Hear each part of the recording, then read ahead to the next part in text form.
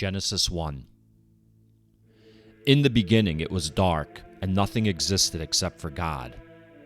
Then God was like, "Am I the only one who's tripping on things around here? Just 'cause it's a formless void doesn't mean we have to live like savages." And bam, there was light. God liked that so much, he made half of existence light. He called that part day, and the dark part night. And just like that, God invented a day. The next morning, God said, "Holy shit! I almost wish I didn't turn the light on. Look at this place. It's a fucking dump. I gotta do something about this void." So he built what would eventually be named heaven. To keep the rabble out, he built a cosmic, invisible fence around it. He decided to call the place on the other side of this fence Sky. That's where all the mortal shit would take place, he thought. The shock of seeing his formless void for the first time, combined with his construction of heaven, tired God out tremendously. So he called it a day. The second, actually. After the shock of the previous day's realization had worn off, God discovered that for a supposedly formless void, there were a lot of particles flying about serving no purpose whatsoever. "I'm getting dizzy watching all these specks floating around aimlessly." So he gathered up a bunch of void dust and created the earth. Even though he hadn't invented DNA, or cells, or amino acids, or any other component necessary for life, he saw so much potential for this new place, he said, "Fuck it. This place will get all sorts of beautiful vegetation right from the start." After that, he called it a day and went home. It had been 3 full days of inventing. The next day, God thought back to how he invented light. He was so amazed by light that he decided to create a star.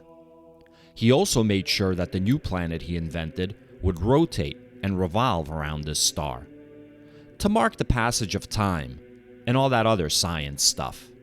So, he made the sun. He also made the moon, to shine at night. That was what God did on the 4th day. It's highly likely that God was feeling lonely in his kingdom. Since Netflix wasn't going to be around for another 6,000 years, he said, "I'm gonna fill up the water and the sky with all kinds of crazy-looking creatures I can watch, hunt, and fight, and eat each other." But then he realized if they all hunt and kill each other, he'd have to create more of them. So after he created these animals, he told them, "I want you all to have a lot of sex so that you have a lot of babies. I have a lot on my plate right now, and it would really be helping me out if I didn't have to constantly create more of you." That was day 5. By then, God realized he created a planet, but hadn't done anything with all that land. He said, "Watching those crazy-looking tentacle monsters eat each other is getting boring. Let's put some freaky-looking land creatures down there immediately." And he did, and he loved it. After seeing how cool watching these animals was, God decided to perform the ultimate scientific taboo. He thought to himself, "I should really create clones of myself and have them run this entire planet for me." He did exactly that. He cloned himself, making 2 versions, male and female. He called them humankind. God was really into them. But, being a bit vain, he told them, "Listen, look around you. Look at all this amazing shit I've provided you with. You've got all these animals you control.